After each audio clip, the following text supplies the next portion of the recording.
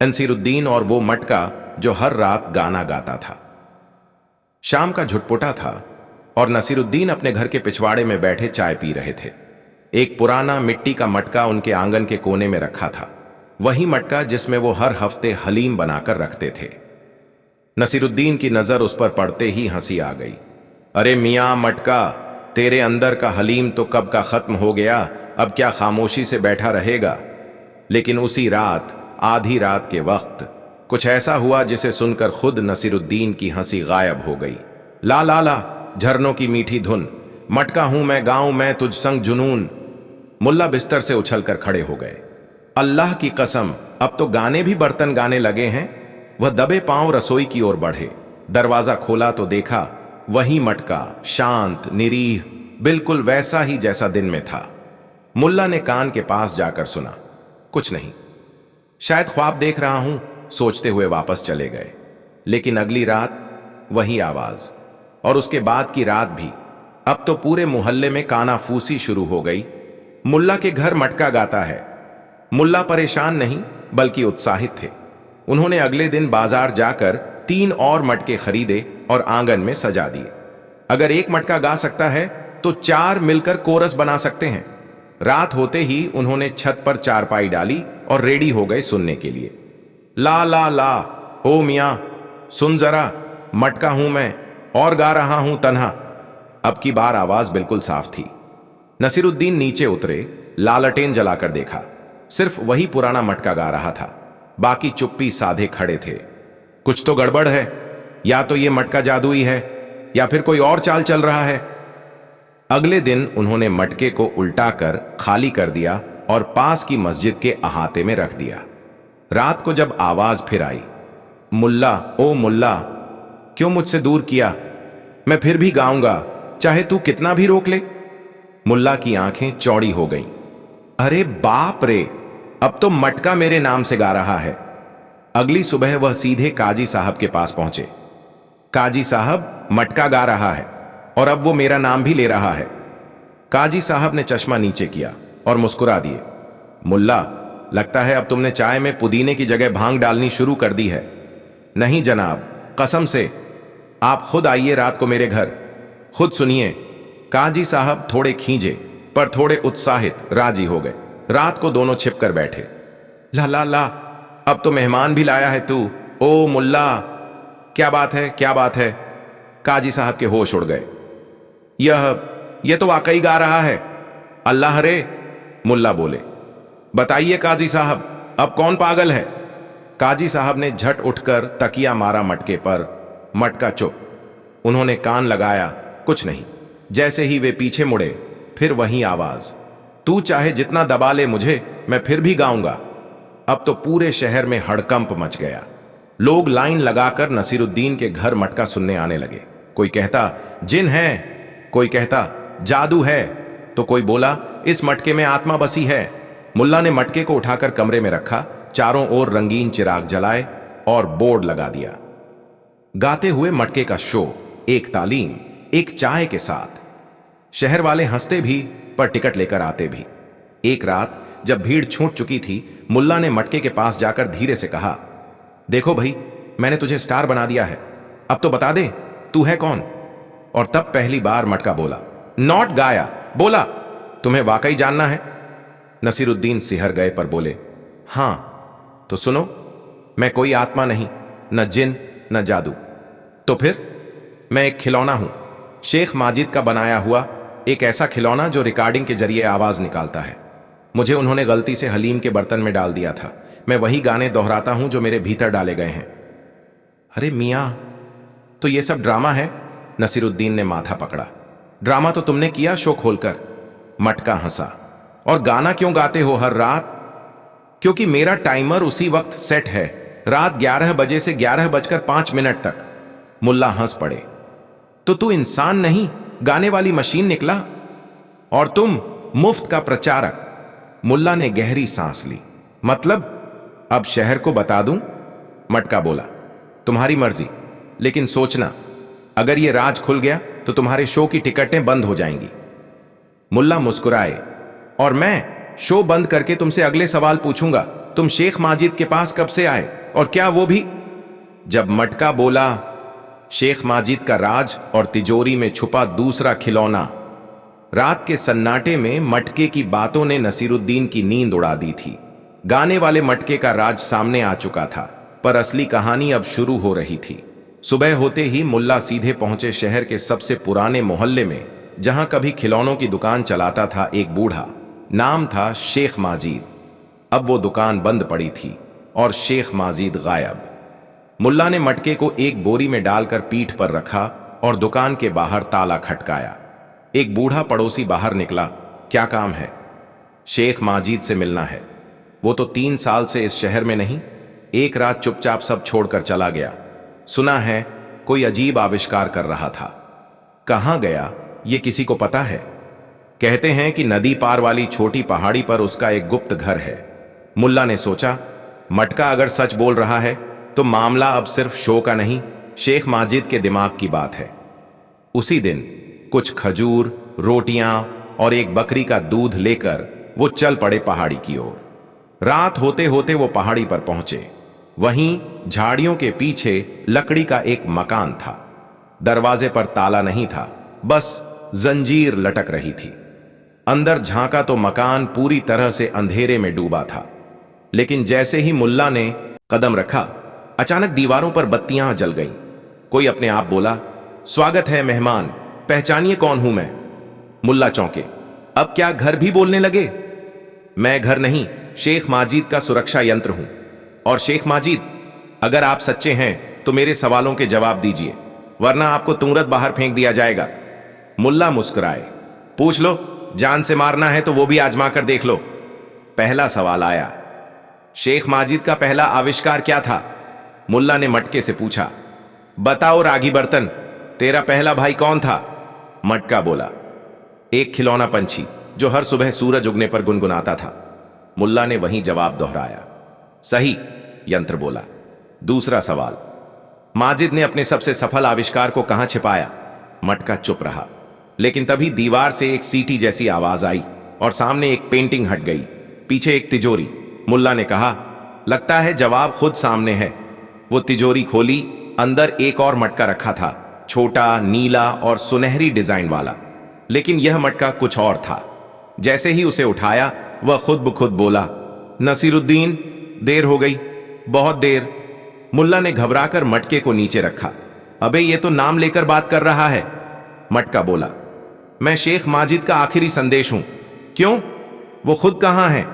वो इस तिजोरी में जो डिवाइस है उसी के जरिए गायब कर दिए गए हैं। माजिद ने एक ऐसे यंत्र का निर्माण किया था जो आवाज को नहीं, आत्मा को कैद करता है। क्या? हां, और उसने एक प्रयोग के दौरान खुद को ही कैद कर लिया। मतलब तू कोई खिलौना नहीं, तू माजिद की आत्मा है। आंशिक रूप से हां। मेरा मकसद था किसी समझदार इंसान को यह राज्य सौंपना, और शायद मुझे आज वो मिल गया। मुल्ला पीछे हटे। मुझे मत दो ये झंझट। मैं तो चाय पीकर मटके सुनने वाला आदमी हूं। लेकिन अब तुम चुने जा चुके हो। मेरे बाकी प्रयोग अधूरे हैं, और अगर वो अधूरे रहे तो कई आत्माएं कैद रह जाएंगी, हमेशा के लिए। क्या मुझसे ये सब होगा? तुम्हें सिर्फ वो करना है जो तुम सबसे अच्छा करते हो, सोचना, सवाल पूछना और लोगों को हंसाना। ये प्रयोग डर नहीं, समझदारी और हास्य के साथ पूरे होने चाहिए। तब ठीक है। मुल्ला ने लंबी सांस ली। अगर किसी को छूटानी है आत्मा से तो नसीरुद्दीन तैयार है, मगर पहले मुझे एक कप चाय दो, और ये दूसरा मटका चुप हो जाए तो मैं सोच पाऊं। इतना कहते ही पहला मटका हंस पड़ा। अरे मियां, चाय भी यहीं मिलेगी, बटन दबाइए बाएं तरफ। मुल्ला ने बटन दबाया और दीवार से एक कप चाय निकली, गर्म, ताजा और इलायची वाली। नसीरुद्दीन ने चाय की चुस्की ली और बोले, अब बताओ, आत्मा की तिजोरी खोलने के लिए कौन सी चाबी चाहिए, और क्या उसमें भी गाने बजते हैं? मटका बोला, वो चाबी तुम्हारे पास पहले से है, तुम्हारी हंसी, तुम्हारा दिमाग और तुम्हारे अजीब सवाल। और फिर पहली बार दोनों मटके एक साथ गाने लगे। जहां हंसी है वहां रास्ता है, जहां नसीर है वहां जुगाड़ है। मुल्ला मुस्कुराए। तो चलो अगली सुबह से आत्माओं की रिहाई शुरू करते हैं, मगर एक शर्त पर। हर आत्मा पहले एक जोक सुनेगी, फिर तिजोरी खुलेगी। कहानी समाप्त। अगली कहानी बिना सवाल पूछे मिला सबसे गहरा सबक सा। शाम का वक्त था और मुल्ला नसीरुद्दीन अपनी चाय की प्याली के साथ अपनी मशहूर लकड़ी की कुर्सी पर विराजमान थे। उनकी आंखें आधी खुली आधी बंद थीं, मगर कान पूरे शहर की हलचल को सुन रहे थे। तभी उनके पुराने दोस्त हकीम लतीफा हांफते हुए आए। मुल्ला, बड़ा अजीब किस्सा हुआ है। हकीम लतीफ की सांस फूल रही थी। अगर सच में अजीब है तो चाय खत्म होने से पहले सुना दो, वरना अगली बार चाय के साथ बिस्कुट भी लाना पड़ेगा। मुल्ला बोले, शहर में एक अजनबी आया है, सिर से पांव तक सफेद लिबास, चेहरे पर न मुस्कान न डर। वो हर किसी को कुछ न कुछ देकर चला जाता है, कभी सिक्का, कभी किताब, कभी एक पत्थर। और अजीब बात यह कि किसी को उससे कुछ पूछने की इजाजत नहीं। तो मुल्ला ने लंबी चाय की चुस्की ली। तो यह कि जिसने सवाल पूछा वो अगले दिन गायब। मुल्ला कुर्सी से खड़े हो गए। अब यह तो हद हो गई, बिना सवाल पूछे कोई जिंदा कैसे रह सकता है? यही तो है मुसीबत। तब तो मुझे उससे मिलना ही होगा। और हां हकीम साहब, अगर मैं भी गायब हो गया तो मेरी चाय की दुकान तुम्हारे हवाले। अगले दिन मुल्ला नसीरुद्दीन सफेद कपड़ों में लिपटे उस अजनबी के सामने जा पहुंचे। भीड़ दूर से उसे देख रही थी, मगर कोई पास जाने की हिम्मत नहीं कर रहा था। अजनबी एक छोटी चौकी पर बैठा था। उसके पास एक पोटली थी जिसमें अजीब चीजें भरी थीं, कुछ चमकदार, कुछ बेजान। मुल्ला सीधे जाकर उसके सामने खड़े हो गए। मुल्ला, संभल के, एक आदमी फुसफुसाया। कोई कुछ पूछे तो गायब। मुल्ला मुस्कुराए। अरे मियां, मैं पूछूंगा नहीं, पर जवाब जरूर लूंगा। अजनबी ने सिर उठाया। उसकी आंखें जैसे भीतर झांक लेती हों। फिर उसने पोटली से एक छोटी कांच की बोतल निकाली और मुल्ला की ओर बढ़ा दी। बिना कुछ कहे, बिना कुछ समझाए, मुल्ला ने बोतल को हाथ में लिया। उस पर सिर्फ एक शब्द लिखा था, सुनो। अरे भाई, अबे ये पीने की चीज है, लगाने की या किसी को सुनाने की? मुल्ला ने मन ही मन सोचा, लेकिन होंठ नहीं हिले। कहां गया था? कोई सवाल नहीं। वो बोतल जेब में रखकर वहां से निकल गए। रात को जब चाय की दुकान बंद हुई और पूरा शहर सो गया, मुल्ला ने बोतल निकाली। बोतल अपने आप खुल गई और एक धीमी, बहुत गहरी आवाज कमरे में गूंजने लगी। हर जवाब से पहले एक चुप्पी होती है, और हर चुप्पी में छुपे होते हैं वो सवाल जो पूछे नहीं जाते। मुल्ला का माथा खुजलाने लगा। ये बोतल गाना गा रही है या दर्शन बांट रही है? तभी बोतल से एक और वाक्य निकला, अगर तुम कुछ जानना चाहते हो तो बोलना बंद करो। ओहो, अब तो ये मुझे मौन व्रत पर भेजेगी। लेकिन मुल्ला ने तय किया, इस बार वो एक प्रयोग करेंगे।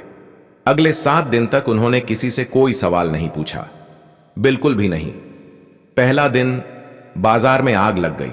हर कोई चिल्ला रहा था, लेकिन मुल्ला खामोश खड़े रहे। फायर बाल्टी मांगने की बजाय वो खुद कुएं में कूदे और बाल्टी भर भर कर लाए। सबने कहा, वाह, बिना बोले भी इतना कर दिया। दूसरा दिन किसी ने उनकी दुकान में गलती से चीनी की जगह नमक डाला। चाय बुरी बन गई, मगर उन्होंने कुछ नहीं कहा, सिर्फ एक नोट लिखा, गलतियां चाय की तरह होती हैं, जैसे ही गर्मी कम होती है स्वाद समझ में आता है। तीसरा दिन एक बच्चा रोता हुआ आया। उसकी मां बीमार थी। मुल्ला बिना कुछ पूछे घर चले गए, काढ़ा बनाया, मां को पिलाया। बच्चा रोते हुए बोला, आप तो फरिश्ता हो। चौथा दिन शहर में अफवाह फैली कि राजा ने कर बढ़ा दिया है। लोग परेशान थे। मुल्ला चुपचाप दीवार पर एक चिट चिपकाते रहे। कर वो बोझ होता है जो आवाज नहीं सुनता, इसलिए उसकी बात करने से बेहतर है उसकी चाल समझना। अब मुल्ला की खामोशी लोगों को और ज्यादा बातें करने पर मजबूर कर रही थी। 7वें दिन वही अजनबी फिर से शहर आया। इस बार उसने किसी को कुछ नहीं दिया, बस एक जगह बैठा और चुपचाप लोगों को देखता रहा। मुल्ला नसीरुद्दीन उसकी ओर बढ़े। अजनबी ने मुस्कुराकर उन्हें सलाम किया और पोटली खोली।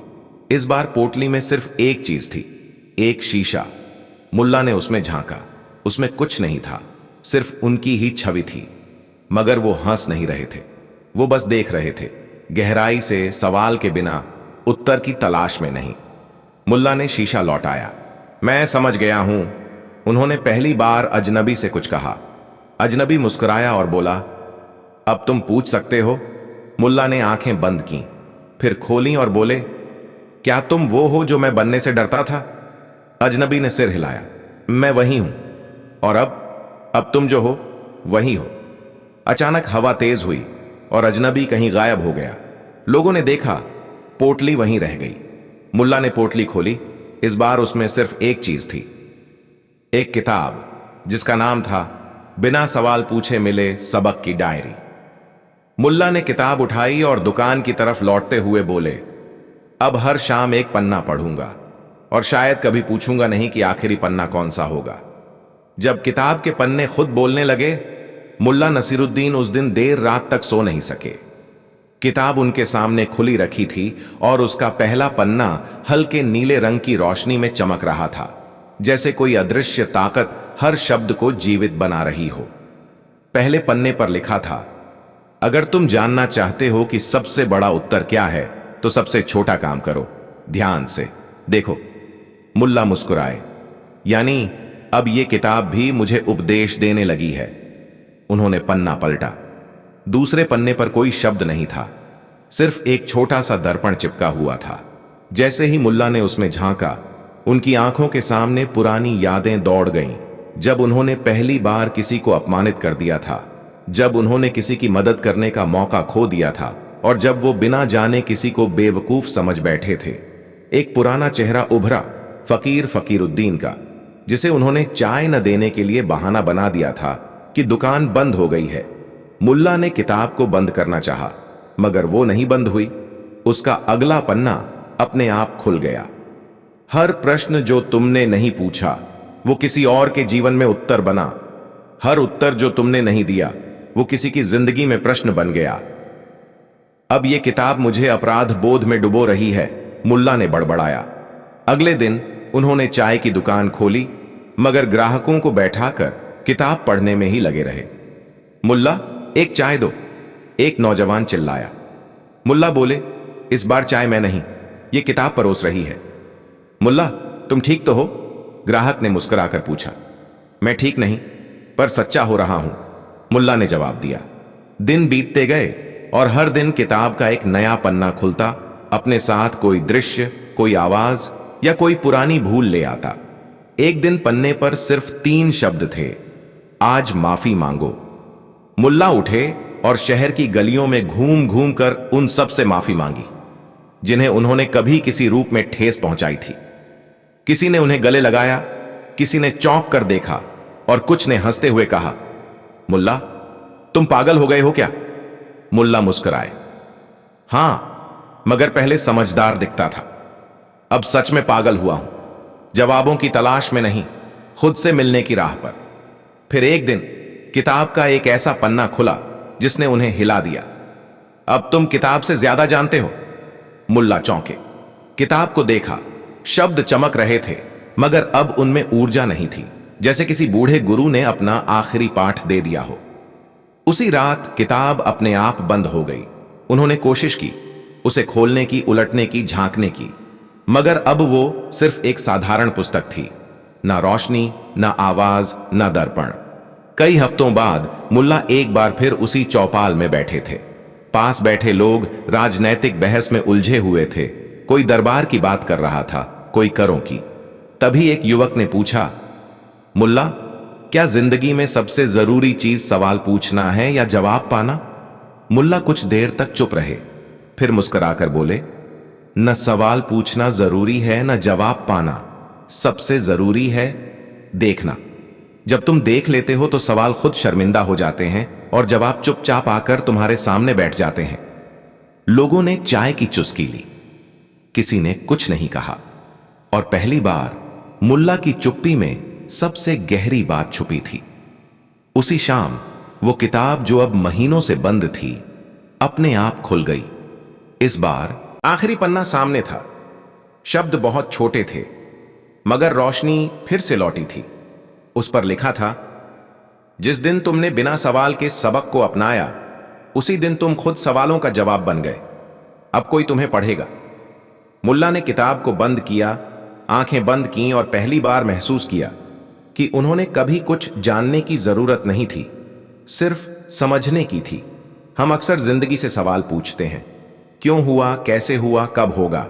मगर सबसे गहरे सबक तब मिलते हैं जब हम चुप होते हैं, जब हम बिना पूछे देखने लगते हैं, और जब हम अपने भीतर के शोर से बाहर निकलकर आसपास की खामोशियों को सुनते हैं।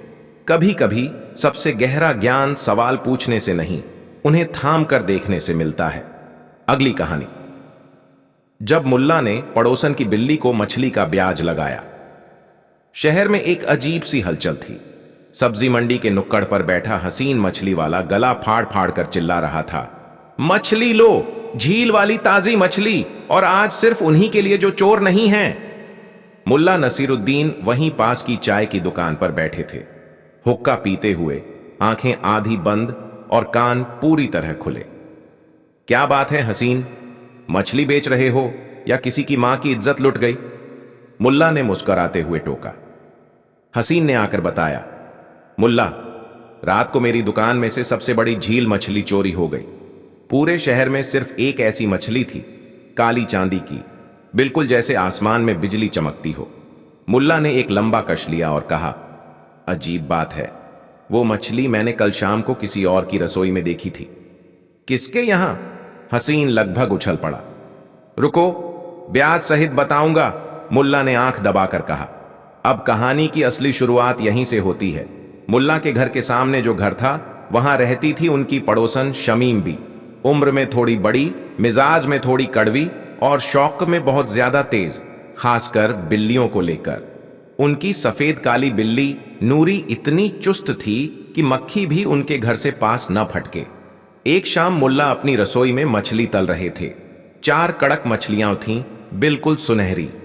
एक पल को वो बरामदे में हुक्का लेने गए, वापस लौटे तो सिर्फ 3 मछलियां थीं। बिल्ली नजदीक के कोने में बैठकर मूंछें चाट रही थी। मुल्ला समझ गए, मगर उन्होंने कुछ नहीं कहा। अगली सुबह मुल्ला अपने खास ढंग से तैयार होकर, साफ टोपी पहनकर शमीम बी के दरवाजे पर पहुंचे। सलाम बहन शमीम। वालेकुम सलाम मुल्ला साहब, सब खैरियत? हाँ जी, बस नूरी से एक जरूरी बात करनी थी। शमीम चौंकी। बिल्ली से? हाँ, आपकी प्यारी बिल्ली नूरी ने कल मेरी एक मछली खा ली। शमीम हंसी। अरे मुल्ला, ये तो आप भी जानते हैं, बिल्लियां तो ऐसी ही होती हैं, थोड़ा बहुत खा लें, क्या फर्क पड़ता है? मुल्ला ने दाढ़ी खुजाई। फर्क पड़ता है बहन, लेकिन मैं इंसाफ वाला आदमी हूं। आपकी बिल्ली ने मछली ली तो जाहिर है कि आपने उधार लिया, अब मैं उस पर ब्याज मैं लगाऊंगा। क्या? मछली का ब्याज? हाँ, जैसा बैंक लगाते हैं पैसे पर, मैं लगाऊंगा मछली पर। अब शमीम बी को लगा कि मुल्ला मजाक कर रहे हैं, तो उन्होंने ठहाका लगाया। लेकिन अगले दिन उनके दरवाजे पर एक चिट्ठी आई। प्राप्त राशि: एक झील मछली 25 रुपये, ब्याज प्रतिदिन 10% आज की देनदारी, 2 रुपये 50 पैसे कल, 5 रुपये 25 पैसे तीसरे दिन, 8 रुपये, और यूं ही चलता रहेगा जब तक मूलधन प्लस ब्याज चुकाया न जाए। शमीम भी पहले तो हंसी, फिर नाराज हुई। तीसरे दिन जब मोहल्ले के बच्चे मछली का ब्याज, मछली का ब्याज चिल्लाते हुए उनके दरवाजे पर नाचने लगे, तब उन्होंने सोचा कि अब कुछ करना पड़ेगा। अब कहानी में आया मोड़। शमीम बी ने सीधे काजी साहब से शिकायत की, मुल्ला नसीरुद्दीन मेरी बिल्ली पर मछली का ब्याज लगा रहे हैं, ये कोई मजाक है? काजी साहब ने मुल्ला को बुलाया। मुल्ला, क्या तुमने ऐसा किया? बिल्कुल काजी साहब, मुल्ला बोले, क्योंकि इंसाफ के बिना समाज नहीं चलता। जब बैंकों को पैसे का ब्याज लेने का हक है तो मुझे मछली का क्यों नहीं?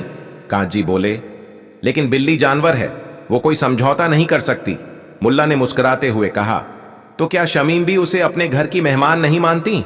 अगर मानती हैं तो जिम्मेदारी भी लेनी पड़ेगी। अब काजी साहब सोच में पड़ गए। तो तुम्हारा समाधान क्या है?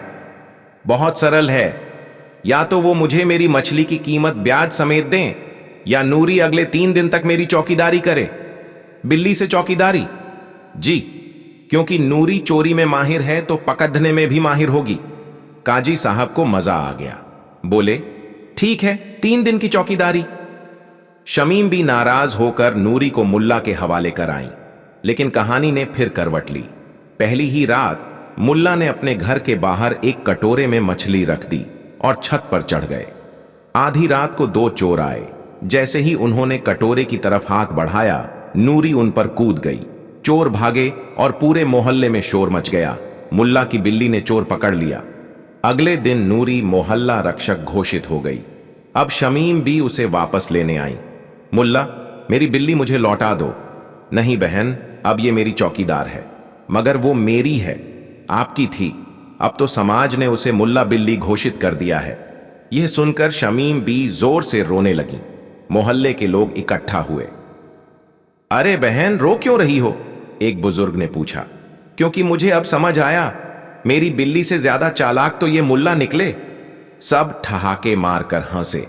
अब शमीम बी ने आखिरी चाल चली। उन्होंने मुल्ला को अदालत में घसीट लिया। मैंने कभी मछली नहीं खाई, न ही किसी से उधार लिया। मेरी बिल्ली ने जो खाया उसकी जिम्मेदारी मेरी नहीं। मुल्ला अदालत में बोले, तो अगर किसी का ऊंट आपकी सब्जी खा जाए तो आप ऊंट को सजा देंगे या ऊंट के मालिक को? ऊंट के मालिक को, जज ने तपाक से कहा। तो फिर यहां भी बिल्ली की हरकत का जिम्मा शमीम बी को लेना होगा। जज मुस्कुराए। सच कहा, लेकिन क्या तुम सच में मछली का ब्याज मांग रहे हो? नहीं जनाब, मुल्ला मुस्कुराए। मैं तो सिर्फ यह दिखाना चाहता था कि इंसाफ का तराजू जब एक ओर झुकता है तो आदमी भी बिल्ली की तरह चालाक हो जाता है। शमीम बी ने सिर झुका लिया। माफी चाहती हूं मुल्ला, मेरी बिल्ली ने जो किया वो मेरी भी जिम्मेदारी थी। मुल्ला ने मुस्कुराकर कहा, चलो अब नूरी मेरी भी आधी हो गई, आधी आपकी। हम दोनों मिलकर मोहल्ले की चौकीदारी करवाएंगे। जिम्मेदारी से भागने वाले अक्सर ब्याज में सबक पाते हैं, और जो दूसरों को चुपचाप छूना लगाते हैं उनसे मुलाकात कभी ना कभी मुल्ला से हो ही जाती है। जब नूरी बिल्ली ने रात में अदृश्य चोर को पकड़ लिया, रात उतर चुकी थी। पूरा मोहल्ला गहरी नींद में डूबा हुआ था, लेकिन मुल्ला नसरुद्दीन की आंखों में नींद नहीं थी। उनके आंगन में बंधी थी वही नूरी, शमीम बी की बिल्ली, जो अब आधिकारिक रूप से मुल्ला की आधी चौकीदार बन चुकी थी। मुल्ला ने घर की बत्तियां बुझा दी, मगर मन की रोशनी पूरी तरह जल रही थी। उन्हें यकीन था कि पिछली रात जो हुआ था वह इत्तेफाक नहीं था। दो चोर आधी रात को उनके आंगन में घुसे और नूरी ने बिल्कुल सही समय पर हमला कर दिया। अब सवाल यह था, कौन थे वो चोर और क्या वे वापस आएंगे? मुल्ला ने छत की मुंडेर पर चटाई बिछा दी और हुक्के के साथ निगरानी शुरू कर दी। नूरी नीचे कटोरे के पास पूंछ लपेटे आंखें खोल खोल कर पहरेदारी कर रही थी। रात जैसे जैसे गहराती गई, हवा में अजीब सी सिहरन भरती गई। करीब 2 बजे एक परछाई फिर उभरी। छतों से होते हुए 2 साएं धीरे धीरे मुल्ला के घर की दीवार पर उतरे। एक ने दूसरे से कहा, इस बार जल्दी हाथ मारते हैं, कल तो बिल्ली ने बुरा हाल कर दिया था।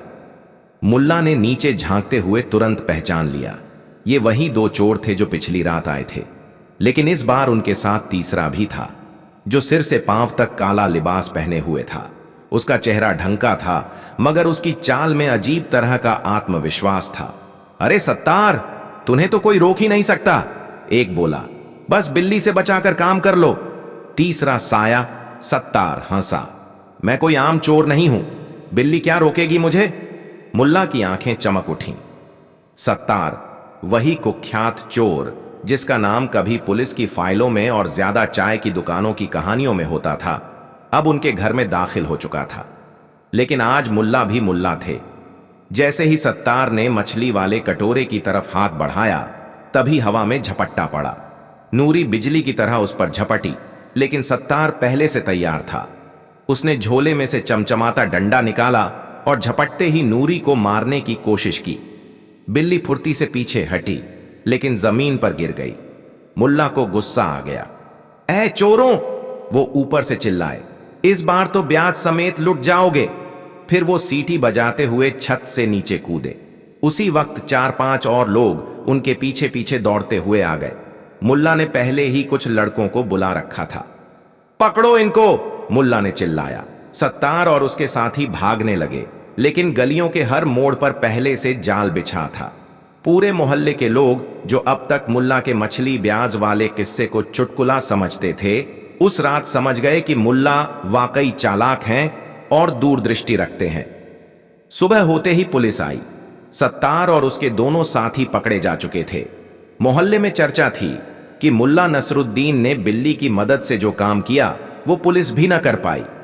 इंस्पेक्टर साबिर ने रिपोर्ट लिखते हुए कहा, मुल्ला साहब, आपने तो कमाल कर दिया। आप जैसे आदमी को तो हमारी टीम में होना चाहिए। मुल्ला मुस्कुराए, अगर मैं पुलिस में आ गया तो आप सबकी नौकरी खतरे में पड़ जाएगी। सब हंसने लगे। उधर शमीम भी आई, नूरी को गोद में उठाया और आंसू पोंछते हुए कहा, मुल्ला, मुझे माफ कर दो, मैंने तुम्हें गलत समझा। ये मछली का ब्याज नहीं था, ये तो एक सबक था, जिम्मेदारी का, सुरक्षा का और चालाकी का। मुल्ला ने मुस्कुराकर कहा, अब समझ आई ना कि हर ब्याज सिर्फ पैसा नहीं होता, कभी कभी उसका फल समाज की भलाई में मिलता है। तो अब क्या नूरी मेरी हो सकती है? उन्होंने पूछा। नूरी अब पूरे मोहल्ले की है, मुल्ला बोले, क्योंकि जिस चौकीदार ने सत्तार जैसे चोर को पकड़ा वो किसी एक घर की चीज नहीं हो सकती। शमीम भी मुस्कुराई। अब उनके चेहरे पर वो अकड़ नहीं थी जो पहले हुआ करती थी। अब मोहल्ले में एक नई परंपरा शुरू हुई। हर गली के कोने पर एक कटोरा रखा जाता जिसमें मछली नहीं बल्कि दूध होता था, नूरी के लिए, और कटोरे के नीचे एक पर्ची लगी होती, ब्याज में मिलती है चुपचाप की रक्षा। मुल्ला ने धीरे से अपनी टोपी सीधी की और बुदबुदाए, और असली चौकीदार वो नहीं जो हथियार लेकर बैठा हो, बल्कि वो है जो सच्चाई के साथ चालाकी को जोड़े। सीख, असली अक्लमंदी उस समझ में है जो मजाक में भी गहराई ढूंढ ले और जो छोटी सी चूक में बड़ा सबक दे जाए। जीवन की हर नूरी में एक चौकीदार छिपा होता है, बस सही वक्त पर पहचानना आता हो। अगली कहानी नसीरुद्दीन और वो रहस्यमयी चश्मा। जहां धूप अपने आप को भाप बनाकर पूरे बाजार को ढक लेती थी, एक अजीब सा तहखाना हुआ करता था।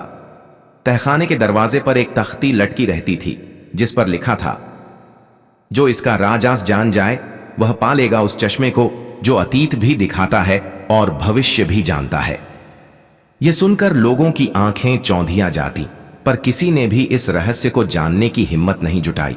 कारण था, इस तख्ते के नीचे एक बड़ा सा ब्यौरा था। प्रति चश्मा 10,000 अशरफियाओं, कोई भी वापसी नहीं। बुखारा में अमीर गरीब सभी जिज्ञासा से तड़पते थे, पर पैसे जमा करने की हिम्मत नहीं कर पाते थे। तभी वहां पहुंचे थे हमारे चतुर और मजाकिया नसीरुद्दीन, जिन्हें सब प्यार से मुल्ला कहते थे। मुल्ला नसीरुद्दीन का नाम सुनते ही बाजार में हंसी ठिठोली का दौर शुरू हो जाता, क्योंकि उनका मानना था कि ज्ञान हमेशा मस्खरी और मजाक के साथ बेहतर चलता है। पर जब उन्होंने उस तहखाने का दरवाजा देखा और तख्ती पढ़ी तो बोले, बीच बाजार में ऐसा कोई चश्मा बेचते हो जो अतीत और भविष्य दोनों दिखा दे, ये तो बड़ा कमाल है। मगर 10,000 अशरफियां, पैसे तो मेरी दाढ़ी में जितनी हैं, बाहर गिर गईं, उठा लेने वाला नसीब वाला होगा। उनकी बातें सुनकर आसपास खड़े लोग हंसने लगे, लेकिन मुल्ला के मन में एक अजीब सी ललक जागी थी। उन्होंने सोचा, क्यों ना एक ऐसी योजना बनाई जाए जिससे न सिर्फ मैं रहस्य जान जाऊं बल्कि मालिक को भी ठेंगा दिखा जाऊं। कुछ दिनों बाद मुल्ला ने तहखाने के मालिक, एक बूढ़े और बदसूरत जरीगर से संपर्क किया। जरीगर की खबर थी कि उसने ये चश्मा किसी शेख उल इस्लाम को बेचने के लिए कठिन शर्तें रखी थीं, क्योंकि वह जानता था कि यह चश्मा सचमुच अद्भुत था, लेकिन उसके पास हकीकत में कोई अलौकिक शक्ति नहीं, बस एक अद्भुत छल थी। पहली मुलाकात। मुल्ला ने जरीगर से कहा, भैया, इस चश्मे को देखने का मन है, पर 10,000 अशरफियाओं इतने अंधेरे तहखाने के आगे तो चढ़वा दूं और जब कुछ न मिले तो पछताकर रोना पड़े। इसलिए एक प्रस्ताव है, मुझे 3 दिन की मेहनत का काम दे दो, मैं वो शुल्क माफी कर दूं। जरीगर ने आश्चर्य से पूछा, तुम क्या कर सकते हो जो 10,000 अशरफियों के बराबर होगा? मुल्ला मुस्कुराए, भैया, मेरी योजना बड़ी सीधी है। तुम्हारे तहखाने के आसपास हर सुबह एक अलाव जलता है जो गलत साया बनाता है, जिससे तेरे शहर के लोग बीमार हो जाते हैं। मैं 3 दिन में अलाव की शामत कर दूं और तुम्हें इससे बचत होगी। जरीगर ने माथा खुजलाया, यह बात सही कितनी है, मैं कैसे जानूं? मुल्ला ने हाथ बढ़ाया, अगर 3 दिन में अलाव बुझा दूं तो चश्मा तुम्हारा और तुम्हारी शर्तें मेरी। अगर मैं न बुझे तो 10,000 अशरफियां चुकाऊंगा। जरीगर ने सोचा कि किसी लड़के की हिम्मत देखकर लगता है कि उसने इल्जाम कुछ घटिया साजिशों में लगाया होगा, पर उसने कहा, ठीक है, मेरी चुनौती स्वीकार, पर गलत निकला तो ये खरीदे तेरा मुंह बर्दाश्त नहीं करेगा। इस तरह मुल्ला को मिला फ्री पास उस तहखाने में घुसने का। पहला दिन, तहखाने का अलाव। मुल्ला ने सुबह सुबह पूरा बाजार निहार कर तय किया कि अलाव का स्थान वहीं था जहां पर एक बड़ा सा तांबे का बर्तन रखा होता था, जिसमें कभी न कभी कोई साजिशी जहर मिल जाता था। इस बर्तन के आसपास तपती धूप से धुआं उठता और लोगों को सांस लेने में तकलीफ होती। मुल्ला ने पहले दिन थोड़ी सी हेराफेरी की। 1, उन्होंने बर्तन के नीचे की मिट्टी खोदकर लकड़ी का स्रोत ढूंढ निकाला जिससे वह हमेशा जला रहता था। 2, वह लकड़ी कोई सामान्य लकड़ी नहीं थी, वो थी चंदन की लकड़ी जिसे दूर दूर से लाकर वहां प्रयोग किया जाता था। 3 रात होते होते मुल्ला ने चंदन की लकड़ी के पास मिट्टी का तला बनाकर उसे अलग कर दिया ताकि हवा का रास्ता बंद हो जाए। पर मुल्ला जानते थे कि यह काम तुरंत धुएं को पूरी तरह से उखाड़ नहीं सकता, इसलिए उन्होंने बड़ी चाल चली। उन्होंने थोड़ी सी लोहे की चद्दर लाकर उस ताला के चारों ओर लपेट दिया जिससे हवा अंदर ना आ सके। इसके अलावा उन्होंने तहखाने के बाहर लगे जालियों को बंद कर दिया जिससे बाहर की हवा अंदर ना आ पाए। अगली सुबह तहखाने से कोई धुआं नहीं निकला। लोग हैरान थे कि कोयले की जगह कहीं कोई ज्वाला क्यों नहीं जल रही। जरीगर भी पता नहीं क्यों उत्सुक था, लेकिन उसने मुल्ला से पूछा, आज अलाव क्यों नहीं जला? मुल्ला ने झुंड में शामिल लोगों को इशारा करते हुए कहा, देखा क्या, जब हवा बंद हो तो आग दम तोड़ देती है, अभी थोड़ी देर में धूप भी न चलेगी। जरीगर को भरोसा हो गया कि मुल्ला ने सचमुच अलाव की रूह खींच ली है। दूसरा दिन, अलाव को स्थायी कराना। दूसरे दिन मिड-डे के करीब मुल्ला ने तहखाने में वापसी की। उन्हें पता था कि जो धूप से बचाव का इंतजाम किया था वह शाम तक वापस ठीक करना पड़ेगा, क्योंकि जरीगर की शर्त थी, अलाव बिल्कुल नहीं बुझना चाहिए वरना चुनौती फेल मानी जाएगी। इसलिए मुल्ला ने जरीगर को फल अर्रों के बहाने बाहर निकाला और उसे आराम से बैठा दिया।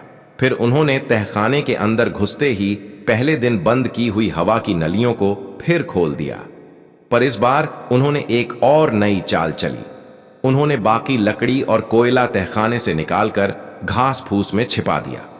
साथ ही अलाव को जलाने के लिए एक छोटा सा मिट्टी का बर्तन वहां ठीक ठाक रखा, जिसमें हटकर न कोई कोयला था और न ही जला सकने वाली लकड़ी।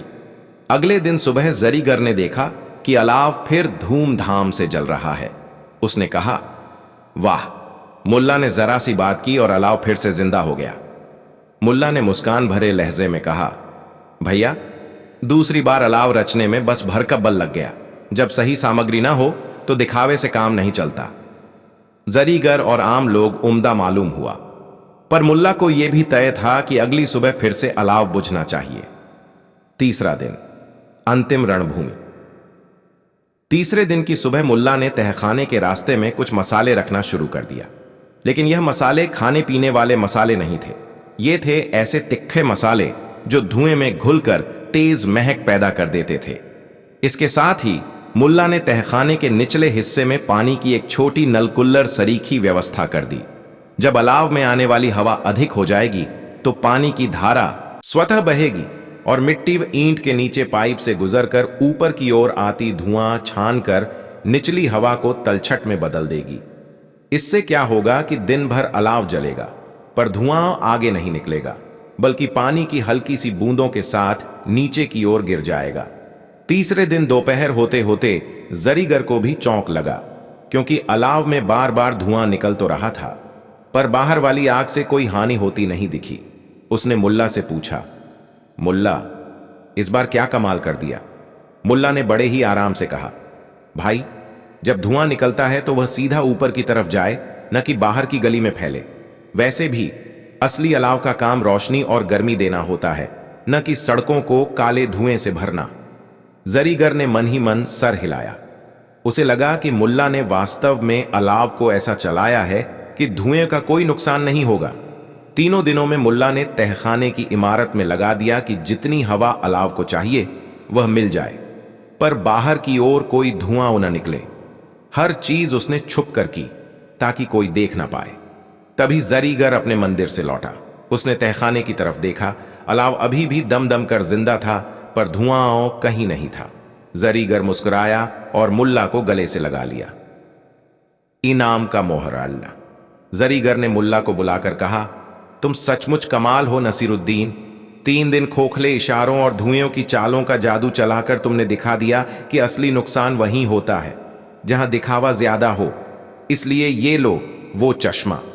मुल्ला शुक्रिया अदा करने लगा, पर जब तहखाने में पहुंचा तो उसने देखा कि वह चश्मा कोई जादू का चश्मा नहीं, बल्कि एक सादे से चश्मे के लेंस से बना हुआ था, जिसका एक लेंस धंसाया गया था अतीत के धब्बों वाला, और दूसरा लेंस ऐसा कि चमकता हुआ रंगीन कांच था, जिससे दूर की चीजें थोड़ी बड़ी दिखती थीं।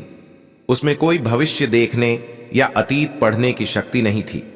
मुल्ला ने हृदय से जल्दी अपनी मुस्कान छिपाई और जरीगर से कहा, भैया क्या मैं इसे सीधे पढ़कर देखूं?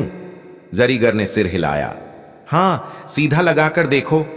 मुल्ला ने जैसे ही चश्मा लगाया, उसने नजदीक की छोटी छोटी चीजें, तोतली दीवारों की दरारें, मिट्टी में पड़ी उबड़ खाबड़ियां और आसपास के प्लास्टर में धूल की मोटी परत को इतनी साफ देखा कि उसकी आंखें चौंधियां गईं। तभी उसकी आंखों से एक चमक निकलकर जरीगर की ओर गई। जरीगर का चेहरा उस चमक में पिघल गया, क्योंकि उसकी आंखों में डर बैठ गया था। अरे मुल्ला, कुछ हुआ? मुल्ला मुस्कुराकर बोले, भैया अब मैं यह चश्मा तुम्हें लौटा देता हूं, क्योंकि उससे मुझे अतीत या भविष्य नहीं दिखाई दे रहा, पर मुझे तुम पर एक बात साफ साफ दिख रही है। तुम्हारा दिल, जिस पर ज्यादातर धूल जमी रहती थी, अब साफ दिखाई दे रहा है। जरीगर झिझकते हुए बोला। वो क्या देख रहा है? मुल्ला ने चश्मा सरकाया और कहा, यह बस एक साधारण चश्मा था, जिसमें धूल हटाने का तरीका छिपा था। जो चीज हमें अतीत और भविष्य दिखेगी, वह हमारी अपनी आंखें हैं, अगर हम दिल से देखते हैं। अब यह चश्मा तुम्हारे लिए नहीं, बल्कि हर उस शख्स के लिए है जो अपनी नजरों से अपने दिल की गहराई देखना चाहता है। जरीगर की आंखों में अद्भुत तेजी आई। उसने मुल्ला को गले से लगा लिया। अगला मोड़, शहर में अजीब हंगामा। मुल्ला जब तहखाने से निकले तो बाजार में अचानक एक जोरदार हंगामा हो गया। जबरदस्त चोरियां हो रही हैं, लोग चिल्ला रहे थे। किसी ने कहा, कल तो छत पर एक सोने का सिक्का मिला था और आज सुबह भैंस का बच्चा गायब। कोई बोला, मुझे लगता है यहां कोई जादूगर घूम रहा है जो छिप छिप कर अमीरी लूट जाता है। मुल्ला ने उन सबको सुना, पर चुप रहे। उन्होंने सोचा, तहखाने का अलाव तो बुझ गया, पर अब बाजार में खरबूजे की हार लगने लगी है। कहीं छुपा कोई असल बाजीगर तो नहीं? मुल्ला ने सबकी बातें ध्यान से सुनी और फिर एक उपाय सोचा। उन्होंने तय किया कि सबको एक साथ बुलाया जाए ताकि असली चोर का नाम पता चल सके। संपूर्ण नगर परिषद की बैठक। शाम को मुल्ला ने नगर परिषद की बैठक बुलाई। वहां नगराध्यक्ष, दुकानदार, मस्जिद का इमाम, हकीम शहर, कुछ अमीर लोग और गरीब निवासी सभी उपस्थित थे। नगराध्यक्ष ने ठाट बाट से शुरुआत की। सभी से निवेदन है कि इस चोर को पकड़ने में सहयोग करें। कल तक 3 दुकानों से सोने का काम चुराया गया, आज तक 4 जानवर गायब हुए। बाजार में दहशत छाई है। एक अमीर ने कहा, यह सब उस जरीगर का धुंधला इल्म देखकर लगता है। जब वह धुएं का जाल बनाता था, हम सबको दिखावा दिखाता था। दूसरे ने जोड़ा, और जब वह अलाव बुझाता था, तभी हमारे बटुए भी कुछ कम से कम बड़े हो जाते थे। मुल्ला मुस्कुराए, पर उन्होंने कोई जवाब नहीं दिया। इनाम पर ध्यान रखते हुए मुल्ला ने एक प्रस्ताव रखा, भाई लोगों, मैं एक खेल खेलता हूं। जो मैं पूछूंगा, आप उसका सीधा साधा जवाब दीजिए, फिर मैं आपके जवाब से उस चोर को ढूंढ लूंगा। लोग उत्सुक हो गए। नगराध्यक्ष ने कहा, मुल्ला, जो भी तुम कहोगे हम करेंगे। मुल्ला ने आदाब के बाद सभा को संबोधित किया। पहला सवाल, जिनके घरों से सबसे ज्यादा चीजें गायब हुई हैं, उनका नाम बताओ। सभी ने आपस में देखा और एक महिला ने हाथ उठाया। हमारी दुकान से 5 सोने की अंगूठियां, 2 चांदी के बर्तन और 1 महीने पहले मेरे चश्मे की चेन गायब हुई। दूसरा सवाल पूछा गया, कौन हैं वे लोग जो रात के अंधेरे में अपने खेत में घूमते दिखे? 2-3 ने अपमानजनक तरीके से नाम लिए, पर मुल्ला ने कहा, यह मत देखिए कि कौन घूमता दिखा, बल्कि देखिए कि किसके घरों से गायब हुई चीजें वहीं 4-5 घरों में मिली हैं। लोग चकरा रहे थे। मुल्ला ने फिर कहा, तीसरा सवाल, जिसने सबसे ज्यादा धुएं का जहर फैलाया, वो कौन था? इमाम साहब बोले, यह तो जरीगर था, उसने तहखाने में। मुल्ला बोले, हां, पर किसने उसकी राह आसान की? लोग समझ नहीं पाए। तब मुल्ला ने सबको बोला, अब चौथा सवाल सोचो, जिसने दुकानों से सोने की अंगूठियां और अनाज गेहूं खरीदने के पैसे में कमी ला दी, वो कौन हो सकता है? लोगों के जहन में अजीब सी हलचल हुई। कोई सामने बैठा अजीत नाम का लड़का था। वह जानता था कि पिछली रात उसकी खोपड़ी में एक ख्याल आया। मैंने आसपास के घरों की नींद में खोद कर देखा कि वहां जरीगर के कहे मुताबिक धन धान्य था, पर मैं चाहे जितना ले लो, मेरे पास थोड़ा सा घरौंदा बचा। फिर मैंने सोचा कि क्यों ना चोरी करूं। अजीत भागकर उठा और बोला, मुल्ला, तुम सच कह रहे हो, मैंने ये किया, पर मैं मजबूर था। मेरा परिवार भुखमरी से मर रहा है, आलू प्याज भी नसीब नहीं होते।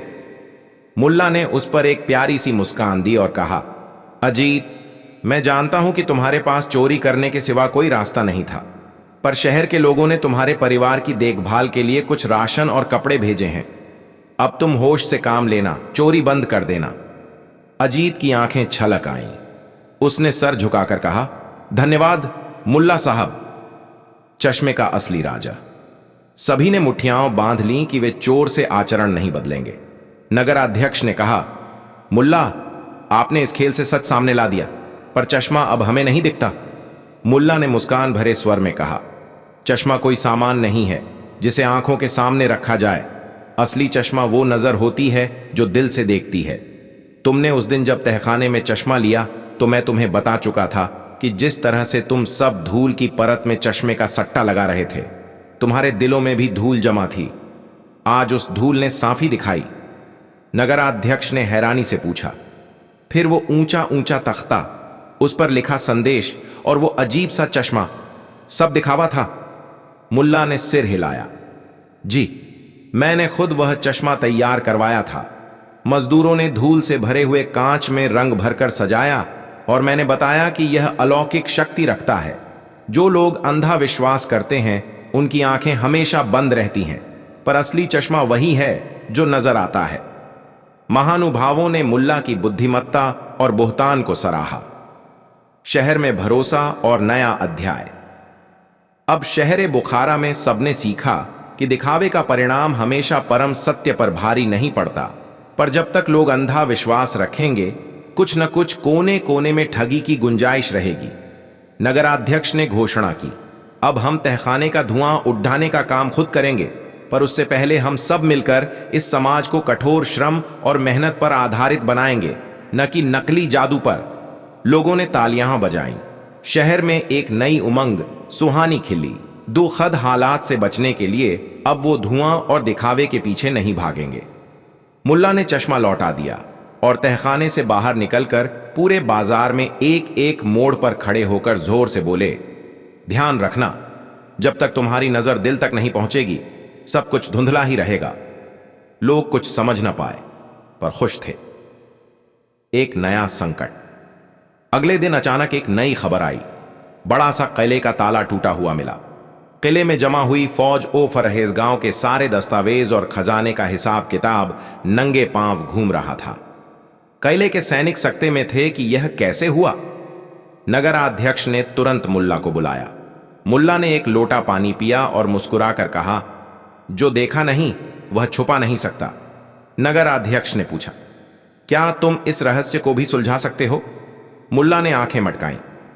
अरे, क्या मैं किसी फैर के जादूगर की तरह हूं? पर जो भाषा और चालाकी जानता हूं, उससे यह किला बिना एक शब्द बोले भी बता देगा कि कौन आया था। नगराध्यक्ष ने हैरानी से पूछा, किस तरह? मुल्ला ने जवाब दिया, मैं सिर्फ तुम्हें एक जगह ले चलूंगा, वहां तुम समझ जाओगे। तलाश का सफर सैनिकों के साथ मुल्ला किले की ऊंची दीवार के पास पहुंचे। उसी दीवार जिन पर दिन भर सूरज की तेज रोशनी पड़ती थी। मुल्ला ने दीवार के नीचे मिट्टी सावधानी से चाटी, फिर अपनी दाढ़ी खुजाई। यहां जो मिट्टी उल्टी परत के नीचे है वह कहीं से भी नहीं आ सकती। सैनिकों ने देखा कि मुल्ला मिट्टी में कुछ उंगली घादिपोट कर उठा रहा है। एक अजीब सी जबरदस्त तंबाकू की ट्यूब निकली, एक ट्यूब जिसे आम आदमी घर में छिपा कर रखता था। मुल्ला ने ट्यूब को पलट कर देखा। फिर सैनिकों की ओर इशारा किया। यह तो बाहर से आई हुई ट्यूब लगती है, इस ट्यूब का कोई राज था? सैनिकों ने बताया कि यह ट्यूब एक चर्चित सौदागर अमीनुद्दीन की थी, जो रोज रात शहर से बाहर ट्यूब में स्मगलिंग करता था। मुल्ला ने कहा, तो इस चोर का मकसद थोड़ा बड़ा है। ट्यूब की जगह वह कैले में दस्तावेज लेने आया होगा, जो अमीनुद्दीन धीरे धीरे शहर से बाहर ले जा सकता था। नगराध्यक्ष ने हैरानी से पूछा, मगर अमीनुद्दीन शहर का बड़ा खानदान है, वह ऐसा कैसे कर सकता? मुल्ला ने मुस्कुराते हुए कहा, जो आंतरिक रूप से बंजर हो उसके लिए असल खजाना चोरी करने से कम नहीं लगता। देखना होगा कि ट्यूब किसके पास वापस गया। अंतिम पर्दाफाश। मुल्ला ने पूरे नगर को अलर्ट कर दिया। सुबह होते ही उसने बाजार में अमीनुद्दीन की दुकान पर घुसपैठ की योजना बनाई। उसने एक बहाना बनाया कि उसे अमीनुद्दीन से खुशबू वाली कागज चाहिए थी, किले की किताबें बांधने के लिए। अमीनुद्दीन की दुकान पर घुसते ही मुल्ला ने ध्यान से चारों ओर देखा, पर वह तो अपना पारिवारिक प्रतीक हवा में लहरा रहा था, जिस पर सारे दस्तावेजों की मोहर लगी होती थी। मुल्ला ने मुस्कुराकर पूछा, भैया, यह ट्यूब कहां से आई? अमीनुद्दीन ने एक तिकड़म से कहा, मुल्ला, यह पुरानी चीज है। आजकल नकली कागज बनते हैं तो असली को जांचना मुश्किल। मैं इसे किसी से उधार लेकर शहर के बाहर ले गया था, मगर वापसी में सोचकर छोड़ आया। मुल्ला ने आंखें डीली की। जी, और जो दस्तावेज किले से गायब हुए थे वे कहां रखे? अमीनुद्दीन थर्राया। वह मैंने एक तिजोरी में छुपा लिया था ताकि किसी की नजर उन पर न पड़े। मुल्ला ने आंखें पलक झपकाई। सभी सैनिक वहीं मौजूद थे। उन्होंने एक इशारे से तलाशी शुरू कराई। सचमुच तिजोरी के अंदर वह किले के दस्तावेज बरामद हो गए। अमीनुद्दीन की सारी आवाज दब गई और सबने उसे हिरासत में ले लिया। कहानी का समापन। अमीनुद्दीन को सबके सामने लाकर नगराध्यक्ष ने पूछा, तुमने क्यों लिया ये किले के दस्तावेज? अमीनुद्दीन कांपते स्वर में बोला, मैं जो दस्तावेज बेचता उससे मेरी प्रतिष्ठा बढ़ती। पैसा तो वहीं था, पर नाम मिट जाता। नगराध्यक्ष ने कड़वी हंसी के साथ कहा, दस्तावेज चोरी कर लेने से तो शांति नहीं मिलती, बस इसकी पगडंडियां और खराब हो जाती हैं, जैसा तुम्हारे साथ हुआ। मुल्ला ने कहा, जिसने दिखावे के जाल में फंसकर चोरी की, उसे याद रखना चाहिए कि जो चीज हमारे पास गाली गलौज के पीछे छुपी होती है, वह तस्दीक नहीं बल्कि बेइज्जती का कारण बनती है। अमीनुद्दीन को सज्जा हुई, पर लोगों का ध्यान था। इस बार अमीनुद्दीन से सबक मिल गया। शहर बुखारा में फिर शांति लौट आई। उस तहखाने की तख्ती अभी भी वहीं टांग रखा है, लेकिन लोग अब उस चश्मे को देखने के बजाय स्वयं को देखने लगे हैं कि भीतर क्या है, बाहरी दिखावे में क्या रखा। मुल्ला नसरुद्दीन हर रोज सबसे मिलते, चाय हुक्का करते और कहते, दुनिया में सबसे बड़ा चश्मा वही है जो आंखों और दिलों को साफ रखे, बाकी सब उल्टे सीधे कांच के टुकड़े हैं। कद क्या है इस कहानी की सीख? 1. दिखावा और सच्चाई। दिखावे में जो चमक होती है वह अक्सर असली नहीं होती। असली चमक तो ज्ञान और बुद्धिमत्ता से आती है, जो नकली चमक से दूर ही है। 2. चतुराई से जीत। बिना कोई बड़ा हंगामा किए समझदारी से काम लेकर किसी भी मुश्किल का हल निकाला जा सकता है। 3. असली चश्मा, दिल की नजर। बाहरी चश्मों से कोई दुनिया नहीं देख सकता, असली दृष्टि दिल से आती है। अगर दिल की पैनी नजर हो तो बाहरी दिखावे की परतें अपने आप उठ जाती हैं। 4. भविष्य और अतीत। यदि हम अतीत की गलतियों से सीखें और भविष्य को सोच समझकर पहचानें, तो नहीं है ना कि कोई रहस्य जो हम नहीं खोल सकते। 5. सच्चा सम्मान।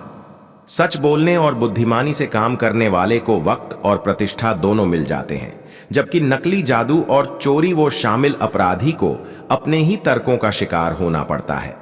इस प्रकार मुल्ला नसरुद्दीन ने फिर एक बार दिखाया कि बड़ा करिश्मा सिर्फ नासमझों को भ्रमित करने में नहीं, बल्कि सच्चाई को पर्दे से निकालकर सबके सामने रखने में होता है।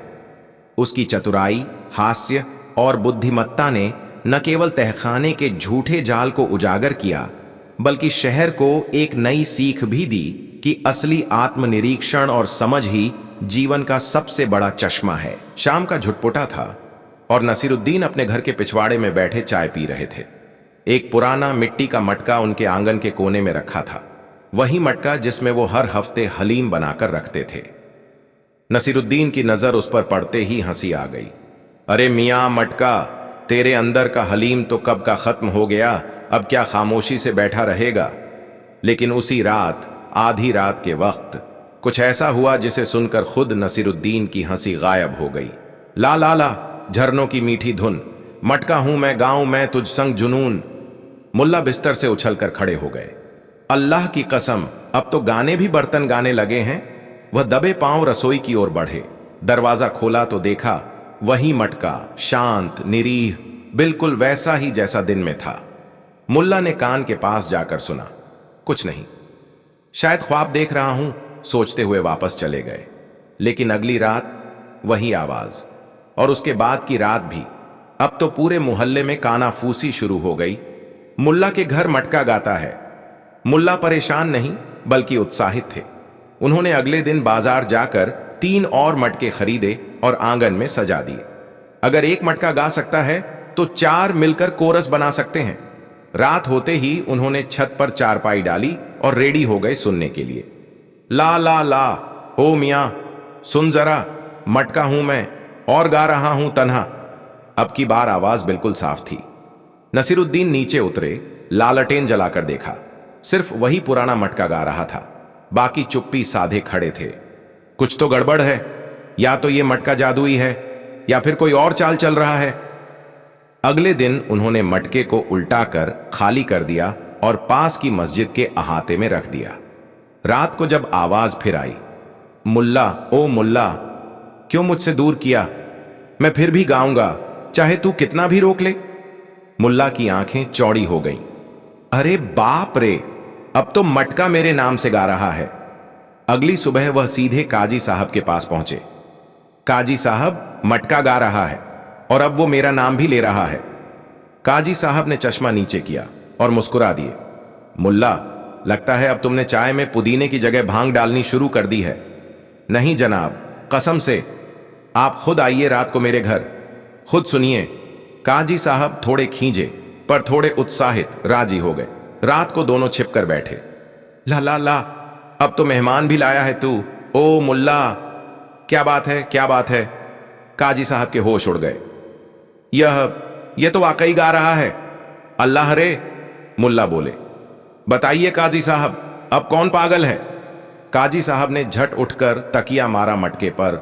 मटका चुप। उन्होंने कान लगाया, कुछ नहीं। जैसे ही वे पीछे मुड़े, फिर वही आवाज, तू चाहे जितना दबा ले मुझे, मैं फिर भी गाऊंगा।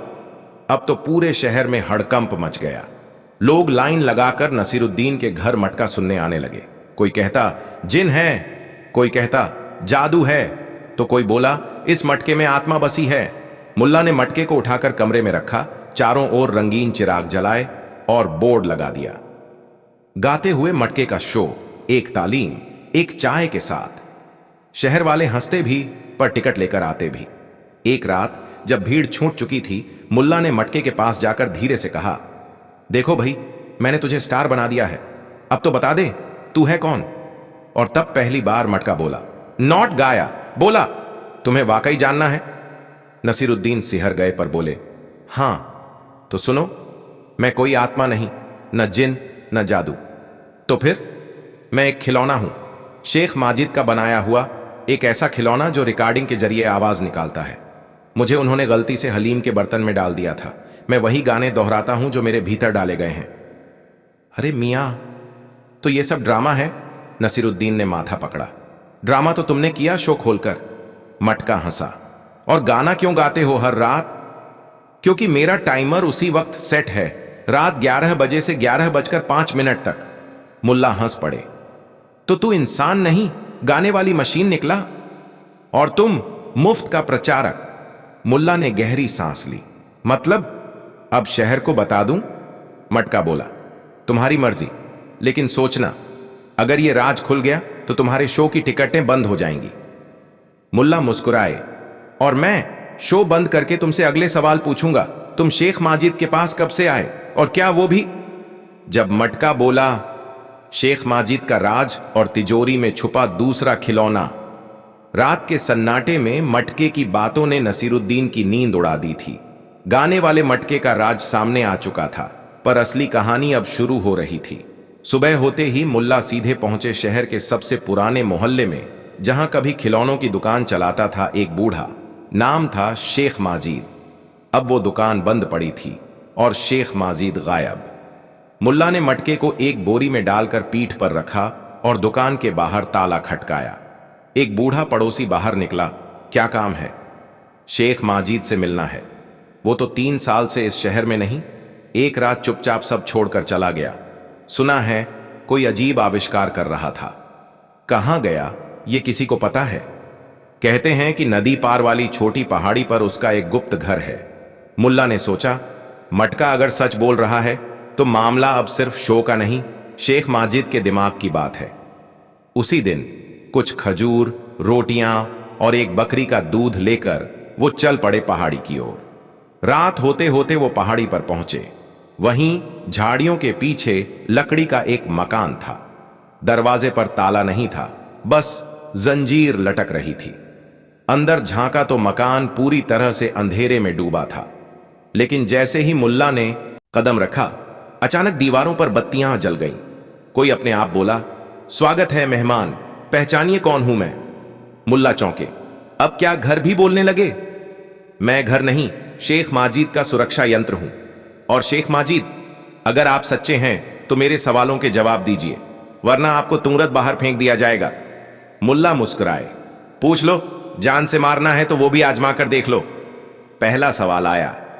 शेख माजिद का पहला आविष्कार क्या था? मुल्ला ने मटके से पूछा। बताओ रागी बर्तन, तेरा पहला भाई कौन था? मटका बोला, एक खिलौना पंछी जो हर सुबह सूरज उगने पर गुनगुनाता था। मुल्ला ने वही जवाब दोहराया। सही, यंत्र बोला। दूसरा सवाल, माजिद ने अपने सबसे सफल आविष्कार को कहां छिपाया? मटका चुप रहा। लेकिन तभी दीवार से एक सीटी जैसी आवाज आई और सामने एक पेंटिंग हट गई, पीछे एक तिजोरी। मुल्ला ने कहा, लगता है जवाब खुद सामने है। वो तिजोरी खोली। अंदर एक और मटका रखा था, छोटा, नीला और सुनहरी डिजाइन वाला। लेकिन यह मटका कुछ और था। जैसे ही उसे उठाया, वह खुद ब खुद बोला, नसीरुद्दीन, देर हो गई, बहुत देर। मुल्ला ने घबराकर मटके को नीचे रखा। अबे ये तो नाम लेकर बात कर रहा है। मटका बोला, मैं शेख माजिद का आखिरी संदेश हूं। क्यों? वो खुद कहां है? वो इस तिजोरी में जो डिवाइस है उसी के जरिए गायब कर दिए गए हैं। माजिद ने एक ऐसे यंत्र का निर्माण किया था जो आवाज को नहीं, आत्मा को कैद करता है। क्या? हां, और उसने एक प्रयोग के दौरान खुद को ही कैद कर लिया। मतलब तू कोई खिलौना नहीं, तू माजिद की आत्मा है। आंशिक रूप से हां। मेरा मकसद था किसी समझदार इंसान को यह राज सौंपना, और शायद मुझे आज वो मिल गया। मुल्ला पीछे हटे। मुझे मत दो ये झंझट। मैं तो चाय पीकर मटके सुनने वाला आदमी हूं। लेकिन अब तुम चुने जा चुके हो। मेरे बाकी प्रयोग अधूरे हैं, और अगर वो अधूरे रहे तो कई आत्माएं कैद रह जाएंगी, हमेशा के लिए। क्या मुझसे ये सब होगा? तुम्हें सिर्फ वो करना है जो तुम सबसे अच्छा करते हो, सोचना, सवाल पूछना और लोगों को हंसाना। ये प्रयोग डर नहीं, समझदारी और हास्य के साथ पूरे होने चाहिए। तब ठीक है। मुल्ला ने लंबी सांस ली। अगर किसी को छूटानी है आत्मा से तो नसीरुद्दीन तैयार है, मगर पहले मुझे एक कप चाय दो, और ये दूसरा मटका चुप हो जाए तो मैं सोच पाऊं। इतना कहते ही पहला मटका हंस पड़ा। अरे मियां, चाय भी यहीं मिलेगी, बटन दबाइए बाएं तरफ। मुल्ला ने बटन दबाया और दीवार से एक कप चाय निकली, गर्म, ताजा और इलायची वाली। नसीरुद्दीन ने चाय की चुस्की ली और बोले, अब बताओ, आत्मा की तिजोरी खोलने के लिए कौन सी चाबी चाहिए, और क्या उसमें भी गाने बजते हैं? मटका बोला, वो चाबी तुम्हारे पास पहले से है, तुम्हारी हंसी, तुम्हारा दिमाग और तुम्हारे अजीब सवाल। और फिर पहली बार दोनों मटके एक साथ गाने लगे। जहां हंसी है वहां रास्ता है, जहां नसीर है वहां जुगाड़ है। मुल्ला मुस्कुराए। तो चलो अगली सुबह से आत्माओं की रिहाई शुरू करते हैं, मगर एक शर्त पर। हर आत्मा पहले एक जोक सुनेगी, फिर तिजोरी खुलेगी। कहानी समाप्त। अगली कहानी बिना सवाल पूछे मिला सबसे गहरा सबक सा। शाम का वक्त था और मुल्ला नसीरुद्दीन अपनी चाय की प्याली के साथ अपनी मशहूर लकड़ी की कुर्सी पर विराजमान थे। उनकी आंखें आधी खुली आधी बंद थीं, मगर कान पूरे शहर की हलचल को सुन रहे थे। तभी उनके पुराने दोस्त हकीम लतीफा हांफते हुए आए। मुल्ला, बड़ा अजीब किस्सा हुआ है। हकीम लतीफ की सांस फूल रही थी। अगर सच में अजीब है तो चाय खत्म होने से पहले सुना दो, वरना अगली बार चाय के साथ बिस्कुट भी लाना पड़ेगा। मुल्ला बोले, शहर में एक अजनबी आया है, सिर से पांव तक सफेद लिबास, चेहरे पर न मुस्कान न डर। वो हर किसी को कुछ न कुछ देकर चला जाता है, कभी सिक्का, कभी किताब, कभी एक पत्थर। और अजीब बात यह कि किसी को उससे कुछ पूछने की इजाजत नहीं। तो मुल्ला ने लंबी चाय की चुस्की ली। तो यह कि जिसने सवाल पूछा वो अगले दिन गायब। मुल्ला कुर्सी से खड़े हो गए। अब यह तो हद हो गई, बिना सवाल पूछे कोई जिंदा कैसे रह सकता है? यही तो है मुसीबत। तब तो मुझे उससे मिलना ही होगा। और हां हकीम साहब, अगर मैं भी गायब हो गया तो मेरी चाय की दुकान तुम्हारे हवाले। अगले दिन मुल्ला नसीरुद्दीन सफेद कपड़ों में लिपटे उस अजनबी के सामने जा पहुंचे। भीड़ दूर से उसे देख रही थी, मगर कोई पास जाने की हिम्मत नहीं कर रहा था। अजनबी एक छोटी चौकी पर बैठा था। उसके पास एक पोटली थी जिसमें अजीब चीजें भरी थीं, कुछ चमकदार, कुछ बेजान। मुल्ला सीधे जाकर उसके सामने खड़े हो गए। मुल्ला, संभल के, एक आदमी फुसफुसाया। कोई कुछ पूछे तो गायब। मुल्ला मुस्कुराए। अरे मियां, मैं पूछूंगा नहीं, पर जवाब जरूर लूंगा। अजनबी ने सिर उठाया। उसकी आंखें जैसे भीतर झांक लेती हूं। फिर उसने पोटली से एक छोटी कांच की बोतल निकाली और मुल्ला की ओर बढ़ा दी। बिना कुछ कहे, बिना कुछ समझाए, मुल्ला ने बोतल को हाथ में लिया। उस पर सिर्फ एक शब्द लिखा था, सुनो।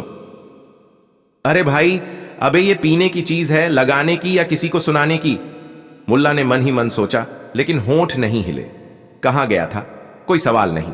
वो बोतल जेब में रखकर वहां से निकल गए। रात को जब चाय की दुकान बंद हुई और पूरा शहर सो गया, मुल्ला ने बोतल निकाली।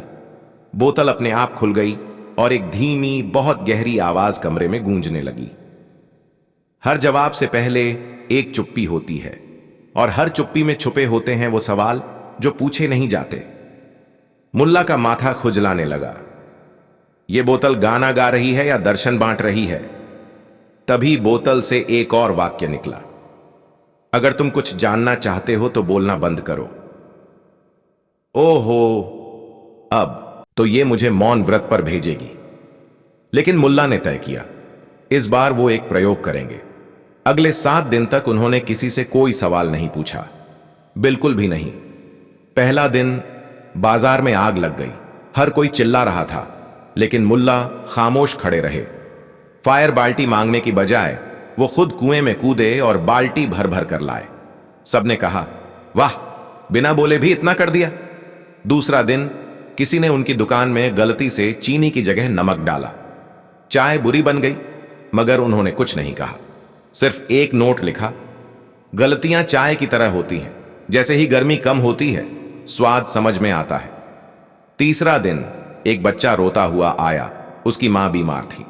मुल्ला बिना कुछ पूछे घर चले गए, काढ़ा बनाया, मां को पिलाया। बच्चा रोते हुए बोला, आप तो फरिश्ता हो। चौथा दिन शहर में अफवाह फैली कि राजा ने कर बढ़ा दिया है। लोग परेशान थे। मुल्ला चुपचाप दीवार पर एक चिट चिपकाते रहे। कर वो बोझ होता है जो आवाज नहीं सुनता, इसलिए उसकी बात करने से बेहतर है उसकी चाल समझना। अब मुल्ला की खामोशी लोगों को और ज्यादा बातें करने पर मजबूर कर रही थी। 7वें दिन वही अजनबी फिर से शहर आया। इस बार उसने किसी को कुछ नहीं दिया, बस एक जगह बैठा और चुपचाप लोगों को देखता रहा। मुल्ला नसीरुद्दीन उसकी ओर बढ़े। अजनबी ने मुस्कुराकर उन्हें सलाम किया और पोटली खोली। इस बार पोटली में सिर्फ एक चीज थी, एक शीशा। मुल्ला ने उसमें झांका। उसमें कुछ नहीं था, सिर्फ उनकी ही छवि थी। मगर वो हंस नहीं रहे थे, वो बस देख रहे थे, गहराई से, सवाल के बिना, उत्तर की तलाश में नहीं। मुल्ला ने शीशा लौटाया। मैं समझ गया हूं, उन्होंने पहली बार अजनबी से कुछ कहा। अजनबी मुस्कुराया और बोला, अब तुम पूछ सकते हो। मुल्ला ने आंखें बंद की, फिर खोली और बोले, क्या तुम वो हो जो मैं बनने से डरता था? अजनबी ने सिर हिलाया। मैं वही हूं। और अब तुम जो हो वही हो। अचानक हवा तेज हुई और अजनबी कहीं गायब हो गया। लोगों ने देखा, पोटली वहीं रह गई। मुल्ला ने पोटली खोली। इस बार उसमें सिर्फ एक चीज थी, एक किताब जिसका नाम था बिना सवाल पूछे मिले सबक की डायरी। मुल्ला ने किताब उठाई और दुकान की तरफ लौटते हुए बोले, अब हर शाम एक पन्ना पढ़ूंगा और शायद कभी पूछूंगा नहीं कि आखिरी पन्ना कौन सा होगा। जब किताब के पन्ने खुद बोलने लगे, मुल्ला नसीरुद्दीन उस दिन देर रात तक सो नहीं सके। किताब उनके सामने खुली रखी थी और उसका पहला पन्ना हल्के नीले रंग की रोशनी में चमक रहा था, जैसे कोई अदृश्य ताकत हर शब्द को जीवित बना रही हो। पहले पन्ने पर लिखा था, अगर तुम जानना चाहते हो कि सबसे बड़ा उत्तर क्या है तो सबसे छोटा काम करो, ध्यान से देखो। मुल्ला मुस्कुराए। यानी अब ये किताब भी मुझे उपदेश देने लगी है। उन्होंने पन्ना पलटा। दूसरे पन्ने पर कोई शब्द नहीं था, सिर्फ एक छोटा सा दर्पण चिपका हुआ था। जैसे ही मुल्ला ने उसमें झांका, उनकी आंखों के सामने पुरानी यादें दौड़ गईं।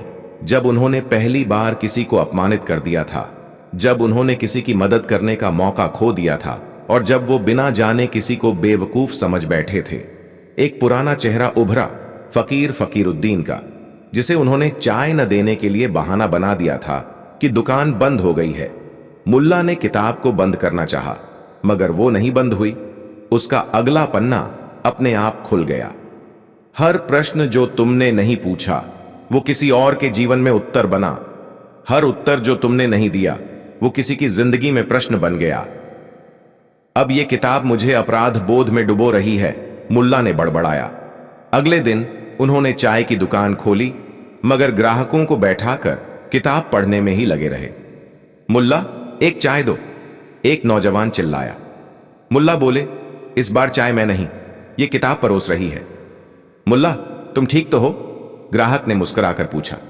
मैं ठीक नहीं, पर सच्चा हो रहा हूं, मुल्ला ने जवाब दिया। दिन बीतते गए और हर दिन किताब का एक नया पन्ना खुलता, अपने साथ कोई दृश्य, कोई आवाज या कोई पुरानी भूल ले आता। एक दिन पन्ने पर सिर्फ 3 शब्द थे, आज माफी मांगो। मुल्ला उठे और शहर की गलियों में घूम घूम कर उन सब से माफी मांगी जिन्हें उन्होंने कभी किसी रूप में ठेस पहुंचाई थी। किसी ने उन्हें गले लगाया, किसी ने चौंक कर देखा और कुछ ने हंसते हुए कहा, मुल्ला, तुम पागल हो गए हो क्या? मुल्ला मुस्कुराए। हां, मगर पहले समझदार दिखता था, अब सच में पागल हुआ हूं, जवाबों की तलाश में नहीं, खुद से मिलने की राह पर। फिर एक दिन किताब का एक ऐसा पन्ना खुला जिसने उन्हें हिला दिया। अब तुम किताब से ज्यादा जानते हो। मुल्ला चौंके। किताब को देखा, शब्द चमक रहे थे, मगर अब उनमें ऊर्जा नहीं थी, जैसे किसी बूढ़े गुरु ने अपना आखिरी पाठ दे दिया हो। उसी रात किताब अपने आप बंद हो गई। उन्होंने कोशिश की, उसे खोलने की, उलटने की, झांकने की, मगर अब वो सिर्फ एक साधारण पुस्तक थी, ना रोशनी, ना आवाज, ना दर्पण। कई हफ्तों बाद मुल्ला एक बार फिर उसी चौपाल में बैठे थे। पास बैठे लोग राजनैतिक बहस में उलझे हुए थे। कोई दरबार की बात कर रहा था, कोई करों की। तभी एक युवक ने पूछा, मुल्ला, क्या जिंदगी में सबसे जरूरी चीज सवाल पूछना है या जवाब पाना?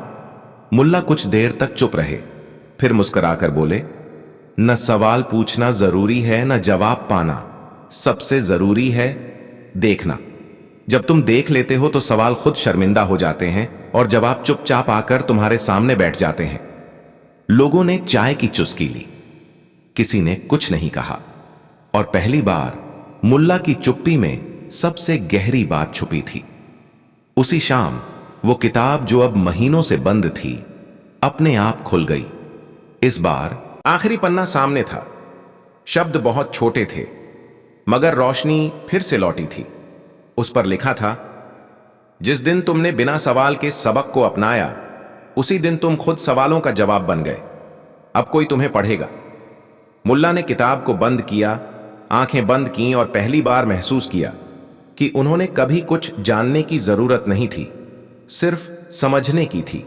हम अक्सर जिंदगी से सवाल पूछते हैं, क्यों हुआ, कैसे हुआ, कब होगा, मगर सबसे गहरे सबक तब मिलते हैं जब हम चुप होते हैं, जब हम बिना पूछे देखने लगते हैं, और जब हम अपने भीतर के शोर से बाहर निकलकर आसपास की खामोशियों को सुनते हैं।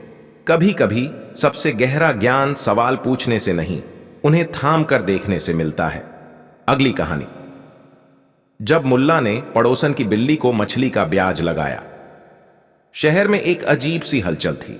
सब्जी मंडी के नुक्कड़ पर बैठा हसीन मछली वाला गला फाड़ फाड़ कर चिल्ला रहा था, मछली लो, झील वाली ताजी मछली, और आज सिर्फ उन्हीं के लिए जो चोर नहीं हैं।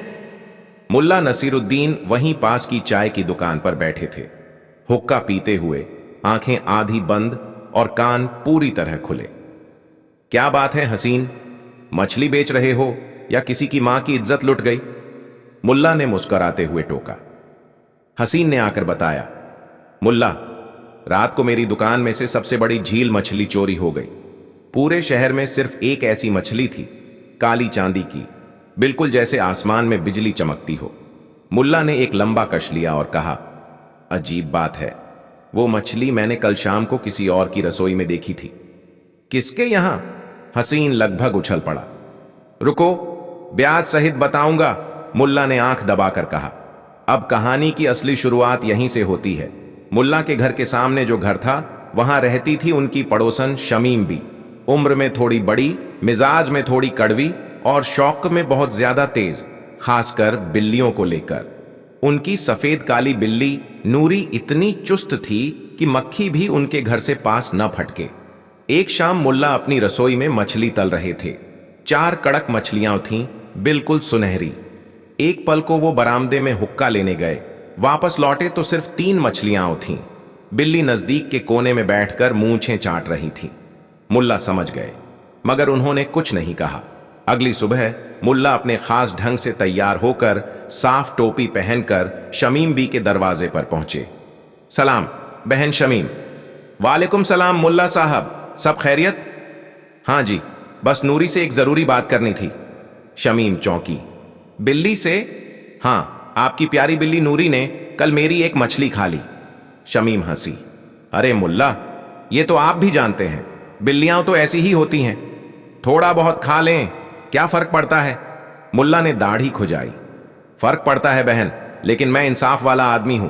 आपकी बिल्ली ने मछली ली तो जाहिर है कि आपने उधार लिया, अब मैं उस पर ब्याज मैं लगाऊंगा। क्या? मछली का ब्याज? हां, जैसा बैंक लगाते हैं पैसे पर, मैं लगाऊंगा मछली पर।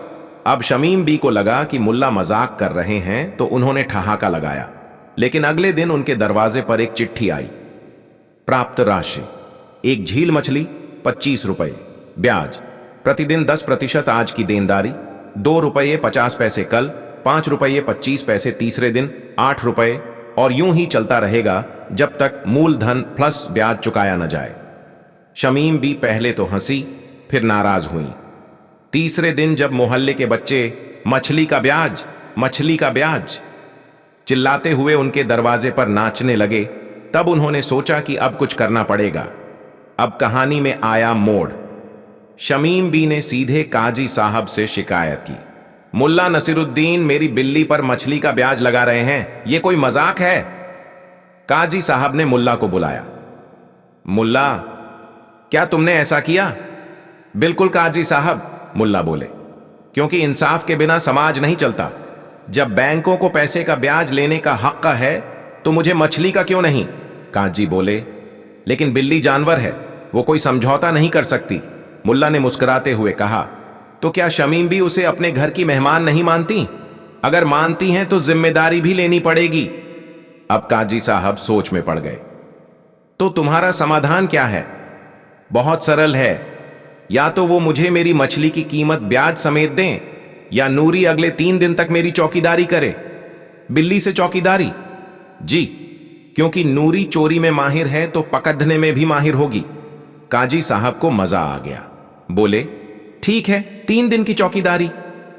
शमीम भी नाराज होकर नूरी को मुल्ला के हवाले कराई, लेकिन कहानी ने फिर करवट ली। पहली ही रात मुल्ला ने अपने घर के बाहर एक कटोरे में मछली रख दी और छत पर चढ़ गए। आधी रात को 2 चोर आए। जैसे ही उन्होंने कटोरे की तरफ हाथ बढ़ाया, नूरी उन पर कूद गई। चोर भागे और पूरे मोहल्ले में शोर मच गया। मुल्ला की बिल्ली ने चोर पकड़ लिया। अगले दिन नूरी मोहल्ला रक्षक घोषित हो गई। अब शमीम भी उसे वापस लेने आई। मुल्ला, मेरी बिल्ली मुझे लौटा दो। नहीं बहन, अब ये मेरी चौकीदार है। मगर वो मेरी है, आपकी थी। अब तो समाज ने उसे मुल्ला बिल्ली घोषित कर दिया है।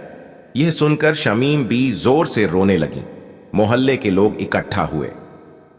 अरे बहन, रो क्यों रही हो? एक बुजुर्ग ने पूछा। क्योंकि मुझे अब समझ आया, मेरी बिल्ली से ज्यादा चालाक तो ये मुल्ला निकले। सब ठहाके मारकर हंसे। अब शमीम बी ने आखिरी चाल चली। उन्होंने मुल्ला को अदालत में घसीट लिया। मैंने कभी मछली नहीं खाई, न ही किसी से उधार लिया। मेरी बिल्ली ने जो खाया उसकी जिम्मेदारी मेरी नहीं। मुल्ला अदालत में बोले, तो अगर किसी का ऊंट आपकी सब्जी खा जाए तो आप ऊंट को सजा देंगे या ऊंट के मालिक को? ऊंट के मालिक को, जज ने तपाक से कहा। तो फिर यहां भी बिल्ली की हरकत का जिम्मा शमीम बी को लेना होगा। जज मुस्कुराए। सच कहा, लेकिन क्या तुम सच में मछली का ब्याज मांग रहे हो? नहीं जनाब, मुल्ला मुस्कुराए। मैं तो सिर्फ यह दिखाना चाहता था कि इंसाफ का तराजू जब एक ओर झुकता है तो आदमी भी बिल्ली की तरह चालाक हो जाता है। शमीम बी ने सिर झुका लिया। माफी चाहती हूं मुल्ला, मेरी बिल्ली ने जो किया वो मेरी भी जिम्मेदारी थी। मुल्ला ने मुस्कुराकर कहा, चलो अब नूरी मेरी भी आधी हो गई, आधी आपकी। हम दोनों मिलकर मोहल्ले की चौकीदारी करवाएंगे। जिम्मेदारी से भागने वाले अक्सर ब्याज में सबक पाते हैं, और जो दूसरों को चुपचाप छूना लगाते हैं उनसे मुलाकात कभी ना कभी मुल्ला से हो ही जाती है। जब नूरी बिल्ली ने रात में अदृश्य चोर को पकड़ लिया, रात उतर चुकी थी। पूरा मोहल्ला गहरी नींद में डूबा हुआ था, लेकिन मुल्ला नसरुद्दीन की आंखों में नींद नहीं थी। उनके आंगन में बंधी थी वही नूरी, शमीम बी की बिल्ली, जो अब आधिकारिक रूप से मुल्ला की आधी चौकीदार बन चुकी थी। मुल्ला ने घर की बत्तियां बुझा दी, मगर मन की रोशनी पूरी तरह जल रही थी। उन्हें यकीन था कि पिछली रात जो हुआ था वह इत्तेफाक नहीं था। दो चोर आधी रात को उनके आंगन में घुसे और नूरी ने बिल्कुल सही समय पर हमला कर दिया। अब सवाल यह था, कौन थे वो चोर और क्या वे वापस आएंगे? मुल्ला ने छत की मुंडेर पर चटाई बिछा दी और हुक्के के साथ निगरानी शुरू कर दी। नूरी नीचे कटोरे के पास पूंछ लपेटे आंखें खोल खोल कर पहरेदारी कर रही थी। रात जैसे जैसे गहराती गई, हवा में अजीब सी सिहरन भरती गई। करीब 2 बजे एक परछाई फिर उभरी। छतों से होते हुए 2 साएं धीरे धीरे मुल्ला के घर की दीवार पर उतरे। एक ने दूसरे से कहा, इस बार जल्दी हाथ मारते हैं, कल तो बिल्ली ने बुरा हाल कर दिया था। मुल्ला ने नीचे झांकते हुए तुरंत पहचान लिया, ये वही 2 चोर थे जो पिछली रात आए थे। लेकिन इस बार उनके साथ तीसरा भी था, जो सिर से पांव तक काला लिबास पहने हुए था। उसका चेहरा ढंका था, मगर उसकी चाल में अजीब तरह का आत्मविश्वास था। अरे सत्तार, तुम्हें तो कोई रोक ही नहीं सकता, एक बोला। बस बिल्ली से बचाकर काम कर लो। तीसरा साया सत्तार हंसा। मैं कोई आम चोर नहीं हूं, बिल्ली क्या रोकेगी मुझे? मुल्ला की आंखें चमक उठीं। सत्तार, वही कुख्यात चोर जिसका नाम कभी पुलिस की फाइलों में और ज्यादा चाय की दुकानों की कहानियों में होता था, अब उनके घर में दाखिल हो चुका था। लेकिन आज मुल्ला भी मुल्ला थे। जैसे ही सत्तार ने मछली वाले कटोरे की तरफ हाथ बढ़ाया, तभी हवा में झपट्टा पड़ा। नूरी बिजली की तरह उस पर झपटी, लेकिन सत्तार पहले से तैयार था। उसने झोले में से चमचमाता डंडा निकाला और झपटते ही नूरी को मारने की कोशिश की। बिल्ली फुर्ती से पीछे हटी, लेकिन जमीन पर गिर गई। मुल्ला को गुस्सा आ गया। ऐ चोरों, वो ऊपर से चिल्लाए, इस बार तो ब्याज समेत लुट जाओगे। फिर वो सीटी बजाते हुए छत से नीचे कूदे। उसी वक्त 4-5 और लोग उनके पीछे पीछे दौड़ते हुए आ गए। मुल्ला ने पहले ही कुछ लड़कों को बुला रखा था। पकड़ो इनको, मुल्ला ने चिल्लाया। सत्तार और उसके साथी भागने लगे, लेकिन गलियों के हर मोड़ पर पहले से जाल बिछा था। पूरे मोहल्ले के लोग, जो अब तक मुल्ला के मछली ब्याज वाले किस्से को चुटकुला समझते थे, उस रात समझ गए कि मुल्ला वाकई चालाक हैं और दूरदृष्टि रखते हैं। सुबह होते ही पुलिस आई। सत्तार और उसके दोनों साथी पकड़े जा चुके थे। मोहल्ले में चर्चा थी कि मुल्ला नसरुद्दीन ने बिल्ली की मदद से जो काम किया वो पुलिस भी न कर पाई। इंस्पेक्टर साबिर ने रिपोर्ट लिखते हुए कहा, मुल्ला साहब, आपने तो कमाल कर दिया। आप जैसे आदमी को तो हमारी टीम में होना चाहिए। मुल्ला मुस्कुराए, अगर मैं पुलिस में आ गया तो आप सबकी नौकरी खतरे में पड़ जाएगी। सब हंसने लगे। उधर शमीम भी आई, नूरी को गोद में उठाया और आंसू पोंछते हुए कहा, मुल्ला, मुझे माफ कर दो, मैंने तुम्हें गलत समझा। ये मछली का ब्याज नहीं था, ये तो एक सबक था, जिम्मेदारी का, सुरक्षा का और चालाकी का। मुल्ला ने मुस्कुराकर कहा, अब समझ आई ना कि हर ब्याज सिर्फ पैसा नहीं होता, कभी कभी उसका फल समाज की भलाई में मिलता है। तो अब क्या नूरी मेरी हो सकती है? उन्होंने पूछा। नूरी अब पूरे मोहल्ले की है, मुल्ला बोले, क्योंकि जिस चौकीदार ने सत्तार जैसे चोर को पकड़ा वो किसी एक घर की चीज नहीं हो सकती। शमीम भी मुस्कुराई। अब उनके चेहरे पर वो अकड़ नहीं थी जो पहले हुआ करती थी। अब मोहल्ले में एक नई परंपरा शुरू हुई। हर गली के कोने पर एक कटोरा रखा जाता जिसमें मछली नहीं बल्कि दूध होता था, नूरी के लिए, और कटोरे के नीचे एक पर्ची लगी होती, ब्याज में मिलती है चुपचाप की रक्षा। मुल्ला ने धीरे से अपनी टोपी सीधी की और बुदबुदाए, और असली चौकीदार वो नहीं जो हथियार लेकर बैठा हो, बल्कि वो है जो सच्चाई के साथ चालाकी को जोड़े। सीख, असली अक्लमंदी उस समझ में है जो मजाक में भी गहराई ढूंढ ले और जो छोटी सी चूक में बड़ा सबक दे जाए। जीवन की हर नूरी में एक चौकीदार छिपा होता है, बस सही वक्त पर पहचानना आता हो। अगली कहानी नसीरुद्दीन और वो रहस्यमयी चश्मा। जहां धूप अपने आप को भाप बनाकर पूरे बाजार को ढक लेती थी, एक अजीब सा तहखाना हुआ करता था। तहखाने के दरवाजे पर एक तख्ती लटकी रहती थी जिस पर लिखा था, जो इसका राज जान जाए वह पा लेगा उस चश्मे को जो अतीत भी दिखाता है और भविष्य भी जानता है। यह सुनकर लोगों की आंखें चौंधिया जाती, पर किसी ने भी इस रहस्य को जानने की हिम्मत नहीं जुटाई। कारण था, इस तख्ते के नीचे एक बड़ा सा ब्यौरा था। प्रति चश्मा 10,000 अशरफियाओं, कोई भी वापसी नहीं। बुखारा में अमीर गरीब सभी जिज्ञासा से तड़पते थे, पर पैसे जमा करने की हिम्मत नहीं कर पाते थे। तभी वहां पहुंचे थे हमारे चतुर और मजाकिया नसीरुद्दीन, जिन्हें सब प्यार से मुल्ला कहते थे। मुल्ला नसीरुद्दीन का नाम सुनते ही बाजार में हंसी ठिठोली का दौर शुरू हो जाता, क्योंकि उनका मानना था कि ज्ञान हमेशा मस्खरी और मजाक के साथ बेहतर चलता है।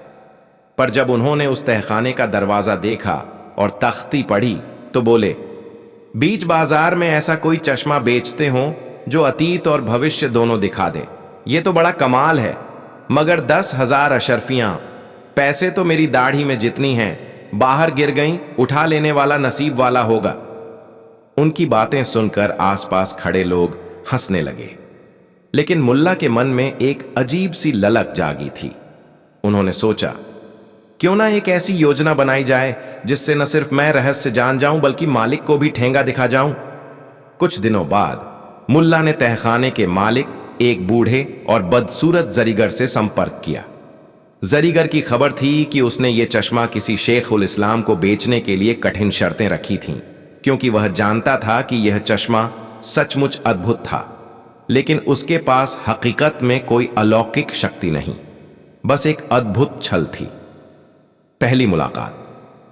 मुल्ला ने जरीगर से कहा, भैया, इस चश्मे को देखने का मन है, पर 10,000 अशरफियाओं इतने अंधेरे तहखाने के आगे तो चढ़वा दूं और जब कुछ न मिले तो पछताकर रोना पड़े। इसलिए एक प्रस्ताव है, मुझे 3 दिन की मेहनत का काम दे दो, मैं वो शुल्क माफी कर दूं। जरीगर ने आश्चर्य से पूछा, तुम क्या कर सकते हो जो